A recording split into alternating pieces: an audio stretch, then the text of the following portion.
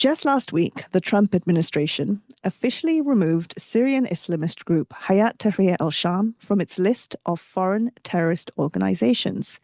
That group, HTS, had been responsible for the toppling of the Assad regime late last year and had been led by the current Syrian president, Ahmed al-Sharaa. Now, at the same time, the British government recently announced its plans to proscribe a pro-Palestinian group called Palestine Action as a terrorist group under its Terrorism Act. Here in Canada, last June, the federal government listed Iran's Islamic Revolutionary Guard Corps as a terrorist organization. So, what motivates governments to list or delist a group as terrorist? And what impact does that label have, particularly when it comes to ceasefire negotiations and peace talks? Sophie Haspeslagh is a lecturer in international relations in the Department of War Studies at King's College London in the UK. She's also worked for the UN and other NGOs in Algiers, Brussels, Bogota, London, and Rome. We've reached her in France. Good morning. Good morning, Nadia. How are you? I'm well. Sophie, let's start with that term terrorist, because there are different ways it's used in the public sphere. So could you explain the difference in the way it's used? Yes, of course. So, the word terrorism and terrorist has always been very present in our vocabulary, right? Especially in armed conflicts and often in politically tense situations to sort of delegitimize our opponents, to vilify our opponents. And so that's kind of nothing new in a sense. That term's always been around. And that's kind of narrative and ways of talking, labels that we use to describe a group. What's a bit different with proscription is that it's also sort of embedded in the legal infrastructure in a legal code. So when you include a group as a terrorist organization, as you were just mentioning in your introduction, for instance, or you delist a group as a terrorist organization, in the case of HTS, it has both symbolic and very material consequences, right? When a group is on the list, then there's some very clear sort of implications. For instance, asset freeze, travel bans, and things like that. So two different ways it's used, politically and legally. So you might Hmm. see politicians or leaders using the word terrorist to Hmm. delegitimize their opposition, but that's different to kind of what we're talking about right now, which is the legal ramifications when you proscribe, when a government proscribes a group as a terrorist organization. Well, exactly, because when a group is prescribed, it's not just a question of sort of shifting just the discourse, right? It also has all sorts of very concrete implications. So, for instance, anybody in contact with that group, even if it is, say, for conflict resolution purposes, can also be criminalized, right? So it has kind of a knock-on effects, if you like, and you can see that in many situations. So let's focus on kind of the legal way it's used and this idea of prescribing groups as terrorists, because there's been a bit of an evolution in the way governments around the world prescribe groups as terrorists. How did they do it before 9/11? Well, I think you're right to highlight 9/11 because I really think it was a key turning point. I describe it as a critical juncture. Um, I would describe it in the 1960s and 70s and 80s, that you had a kind of more of a multiplicity, so more ways of characterizing violence of non-state armed actors around the world. That was also the time of sort of decolonial struggles, right, where you had groups who did often use violence, but against colonial regimes. And so there was a real sort of embedding, especially at the United Nations level, of the right of self-determination, which was really enshrined in the UN Charter. And you had, UN Special Declaration on Self-Determination from 1960 onwards. And so sort of a real understanding that sometimes, unfortunately, violence, with a political aim has to be understood as well in a certain way. Now, that started shifting, I would say, in the 1990s, where a number of countries started developing their own prescription regimes. But those were very much sort of these unilateral prescription regimes, right? So, like, or even before, so the UK government, for instance, developed its own regime in 1974. That was mainly focused on the IRA, so the Irish Republican Army in Northern Ireland. Um, that was, almost more like of a domestic issue, if you like, in the UK, where attacks were being committed on UK soil. But that listing then broadened internationally, right? So in 1984, for instance, Margaret Thatcher started listing also the African National Congress. So that was Nelson Mandela's party, or the PLO, the Palestinian Liberation Organization in Palestine. That was at the time of Yasser Arafat. That was a long time ago. But these were very much sort of unilateral ways of doing it. In the US, same thing. You did have the Foreign Terrorist Organization designation list that started.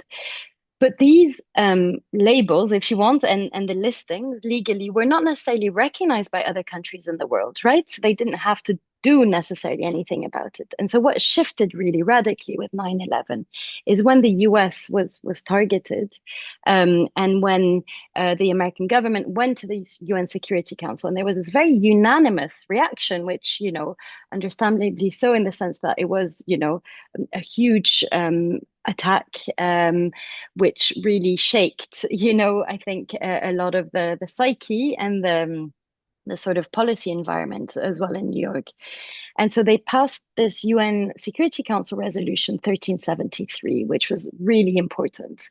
And what that Security Council resolution decision did was that it, in effect, made it mandatory for all member states of the UN to develop prescription regimes, right? So it made it almost an obligation, a bit like we have obligation on human rights, or we have obligations, as member states of the UN. Now we start having obligations as well, as designating and listing terrorist organizations.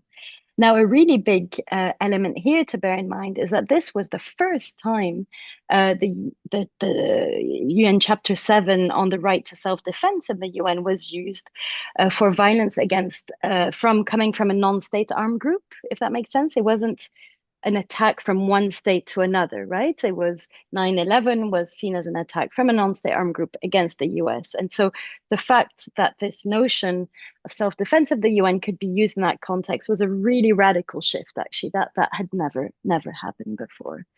And when it comes to prescription, I think a really important element in this evolution was that the UN had never been able to agree on how we should understand or define what a terrorist is, right?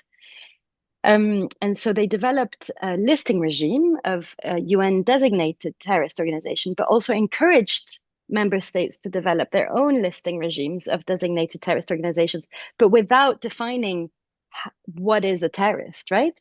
So in effect, it kind of decentralized the power of definition to member states. So you have countries all over the world developing their own listing regimes, also regional organization, right? Were forced to do it. So the European Union, even France didn't even have one at the time. Lots of countries across the world, Egypt, all sorts of different places, starting developing their own listing regimes post 9/11, and including a whole range of different actors there.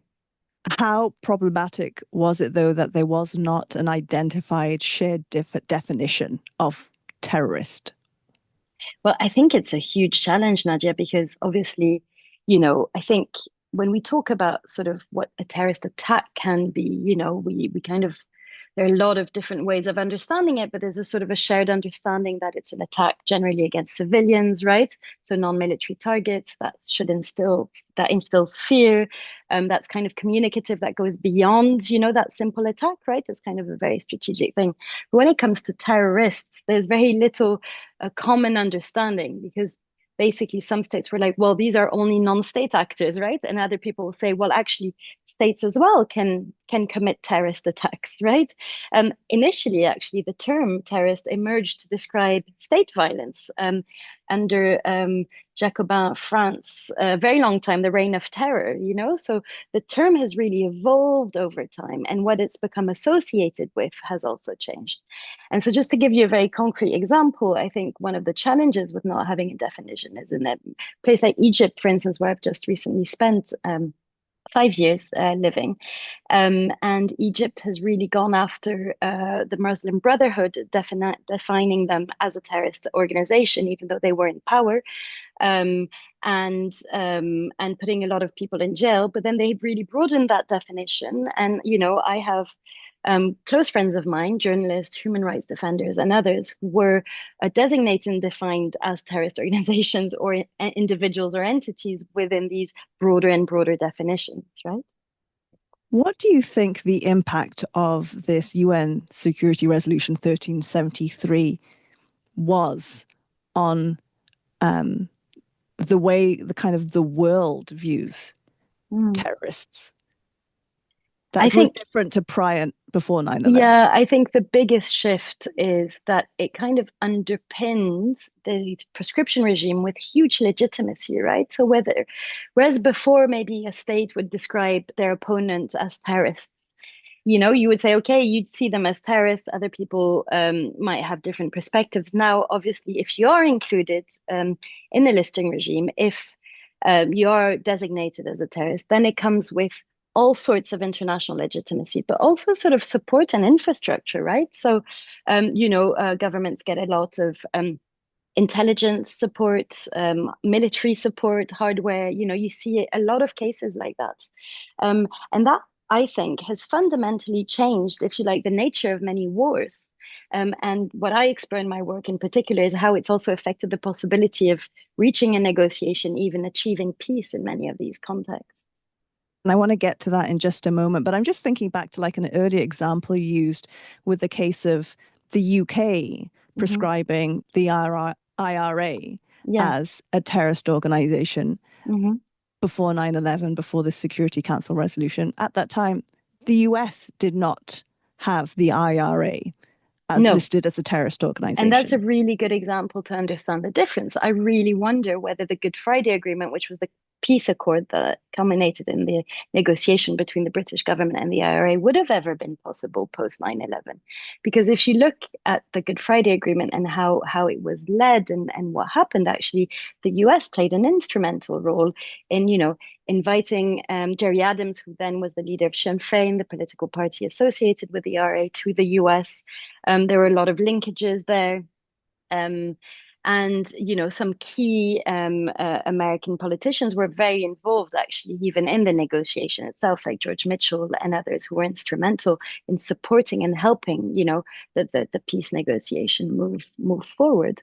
So I think, you know, that's a very good example to show that in a context where, you know, the whole world sort of stands behind that definition, it makes it much, much harder to sort of, for the groups who are considered and listed as terrorists to imagine shift or to shift their behavior, but also for change to be possible, if you like, right? Because there's a sort of an amalgamation, so a mixing, if you like, of the terrorist label with the actor.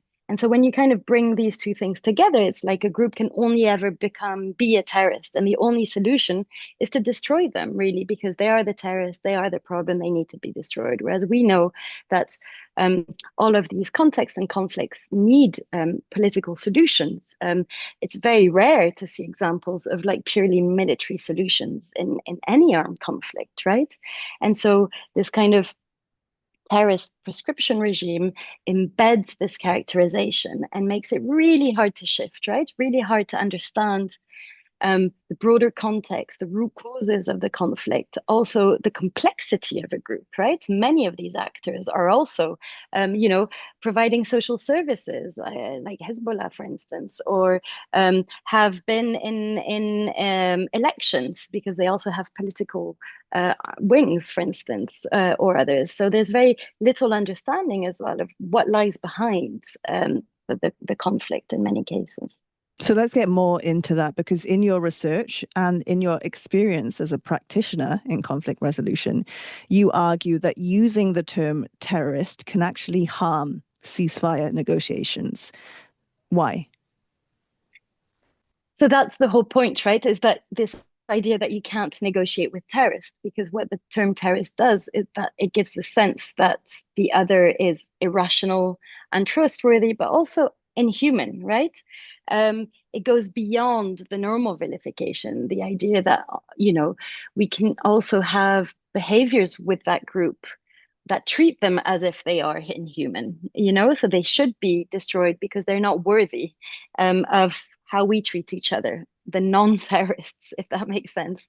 And so all the kind of options that you normally have in your toolbox when you're dealing with armed conflicts, right? So yes, maybe you have military strategy, but you also have, political engagement, diplomacy, contact, dialogue, discussion, to try and convince and change behavior and all of that. All these tools are like off the table, if you like, because it becomes also very hard for anyone else to also be in contact with these groups. So, for instance, under the US listing regime, even conflict resolution organizations risk 15 years in jail if they're directly in touch with a designated terrorist organization, right? So it really complicates things. The other thing that happens is that even if you do see movement towards a dialogue and potential resolution, you have all these extra steps in between. So, for instance, normally you go from a situation where I would describe sort of opponents, and conflict actors as obviously not trusting each other and really sort of vilifying each other, right? But then little by little, you can see incremental steps of that being overcome. But in the context of proscription, not only is it often illegal, right, and maybe the government has to pass special laws, etc., but then there's all this kind of very intense vilification that needs to be kind of stepped back, right? Like once you use a label like that, it's very hard to pin back, and so that's one of the things I've looked at in the case, for instance, of Colombia in Latin America, which was very interesting to me, which was the negotiation between the Colombian government and the FARC, which is the Revolutionary Armed Forces of Colombia, which is was one of the oldest insurgency movements in Latin America. And they were very much considered terrorists in the 2000s, and what was fascinating was that there was a peace negotiation with them from 2012 and a peace agreement that was signed in 2016. And so what I saw, which was a really important step in that whole process, was that you actually had a very specific strategy, which was a linguistic ceasefire. So you start seeing the then president of Colombia, Juan Manuel Santos, shifting his words and describing the FARC in different ways, right? Also recontextualizing the armed group in the conflict context, right? Acknowledging their political reality, if you like, and their root causes, and thus making the idea of a negotiation with them possible, because otherwise these people are just terrorists. What are you going to negotiate with them, right? Like what is it to negotiate? You need to be able to engage with the politics. So you've given us a couple of historical examples, right? The IRA, Ireland, Colombia. We're seeing negotiations going on right now with Hamas, between Hamas and Israel. Now, Israel and the US have obviously designated Hamas as a terrorist organization. So in what way are those negotiations being harmed by that designation? I mean, I would say that not even just the negotiations, but the nature of the war itself is very affected, I think, by these by the fact that Hamas is designated as a terrorist organization. So I would say that what we've been seeing in Gaza and the destruction of the whole area is really an extension of this vilification, if you like, right? This kind of dehumanization of the group that extends then to the whole population associated with that group. I think that's a really important thing to bear in mind. And when it comes to the possibility then of dialogue, well, then we see it's kind of off the table, right? All that's being negotiated at the moment is potentially a sort of a hostage exchange, right? Or a ceasefire, where we're not so not talking about political changes, right? We're not talking about anything beyond that, more fundamental than that, right? Um, and also, it really affects how we understand the context, right? It becomes very, very difficult to talk about any of the root causes of the conflict context, right? Even talking about anything that might have happened before October the 7th is seen as very controversial. Um, in the UK, it's not just the military wing of Hamas, for instance, that listed. It's also the political wing, and that has very big implication for the broader discussion on Palestinian right of self determination and that sort of thing. And that's what we're seeing today, as well, with the proscription of Palestine Action. Which is a group that is, not at all a violent or terrorist organization in essence, right? This is a group of civil society actors who have maybe used certain techniques like, spray painting and things like that. So it's really a blurring, if you like, of the limits and our understanding around these concepts, which I think is actually really quite dangerous. You talk about, it being controversial to even talk about the root causes of that Mm-hmm. particular of this particular war, and I can only imagine the kind of reaction that you might get when you talk about the context leading up to October 7th. Like, Mm-hmm. how do you respond to that? Because it is so emotionally triggering when Mm. we talk about this, and if people kind of accuse you of justifying um, rather than explaining kind of the context. How do you address that kind of emotional Of course. I mean, I reaction? think, in many armed conflicts, we're talking about sort of deep intergenerational trauma, protracted conflicts, emotions run very high. And I think that's completely understandable and normal. I think as well, people who have been victims of terrorist attacks, I think also can be very triggered by that. I myself was in an attack, and I think for me, that has really actually if you like, controversially almost sharpen my willingness to try and understand why would that happen and what does that even mean, right? And why is that label associated with particular actors and not with others? And I do think, it's really important to talk about these things. I don't think this should be taboo. I think, if we do want to resolve things, if we do want more peace, if we want to move forward, we have to have difficult conversations. We have to be courageous in understanding what lies behind violence, what motivates it, but also understand violence in its broader context. We have to understand state violence. We have to understand all sorts of different violences, right?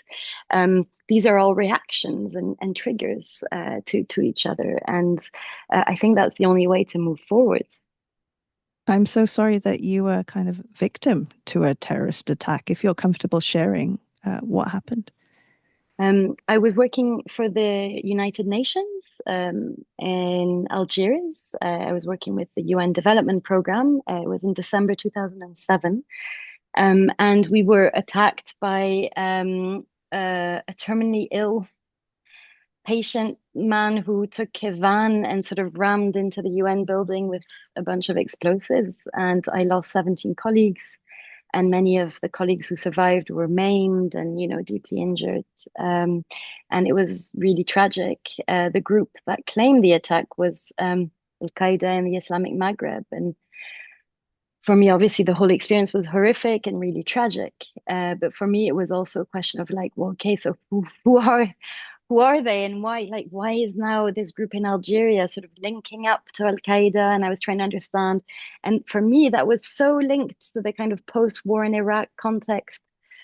Former groups in Algeria who were sort of trying to rebrand and re-energize by sort of, doing these things. And so I think, obviously, the whole event was, you know, deeply affected me, if you like. I was very lucky to not lose my life or limbs or anything like that.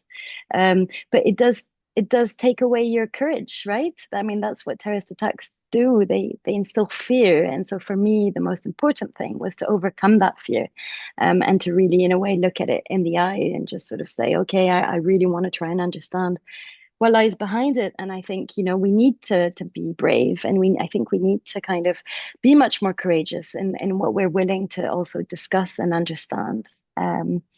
And we need to talk. We need to engage with actors, who use violence, to also understand what lies behind it. I'm so sorry for the loss of your colleagues in that attack. That's just one example of the horrific nature of terrorist attacks. Do we lose something? Like, is there a value to the word terrorism or terrorist because of the gravity of the nature of the crimes? Mm-hmm. So when you talk about having a linguistic ceasefire, Mm-hmm. not using that word, are we losing something by doing that? Yeah, I think that's a really good point. And I do think there is something important, especially I think for people who have been victims of that particular type of violence, maybe not necessarily to lose it. But I think there's a fundamental difference between associated the label to the act of like a terrorist action to describe it, and then associating it to a particular actor, right? I think it's much more helpful to associate to actions and understand it in that way. When you associate it to actors, then you kind of you kind of make things worse, right? Because you stick them and you almost make them become more terrorist, if that makes sense. You make the unmaking of it harder, right? Whereas we know that these kind of actions can also be performed by other types of actors, like the state. So for me, it's not that I want to give up necessarily on the whole terminology of to describe a particular act as terrorist, but I think it's really unhelpful to describe an actor as terrorist, if that makes sense. Explain a little bit more why problematizing the group is more dangerous than the act. So I think when you describe it as an action, then you allow the group to then also have other actions, if that makes sense. So you're not sort of just saying the group is a terrorist, they're never going to be anything else, right? And they can never emerge from that. They are terrorists, we have to deal with them as terrorists. If you are describing their certain actions they commit, okay, that was a terrorist attack, but you have the option of engaging, maybe in dialogue, in giving up violence, in, a political pathway, potentially, as we've seen historically over time. Groups change, the ANC in South Africa, yes, they did commit actions that could be construed as terrorism in their fight against apartheid. But then, Nelson Mandela came to power, and that was a kind of a huge landmark change for a whole country. You have so many stories like that, right? So I think this kind of amalgamation, if you like, is what we need to unpack, and it's this unpacking by questioning, by understanding the context, by understanding what a particular group is about, why, asking all these questions, that's so important. Finally, Sophie, how do you respond to the idea that one person's terrorist is another person's freedom fighter? I mean, I think this obviously is a very overused sentence that you hear around the world. I mean, it's all a question of perspectives, right? And it's all about where you stand and what your own experience is. And, these are all labels, and they're political labels that are used one way or the other. So I think at the end of the day, I think it's more about maybe focusing on moving away, from violent actions. But the only way of doing that is also creating political paths that are possible, right? And so often actors who feel that political paths are not possible are then sort of using violence in certain contexts. And so I think we really have to reframe our understanding, and we have to kind of take it from the other side and actually look at, okay, what are the political paths that are possible? How do you create these opportunities, in so many contexts? And for that, you need to be able to engage. You need to be able to do diplomacy, negotiate, have dialogue. And I think proscription really kind of makes that much harder. Sophie, so appreciate you coming on our show today. Thank you. Thank you very much, Nadia.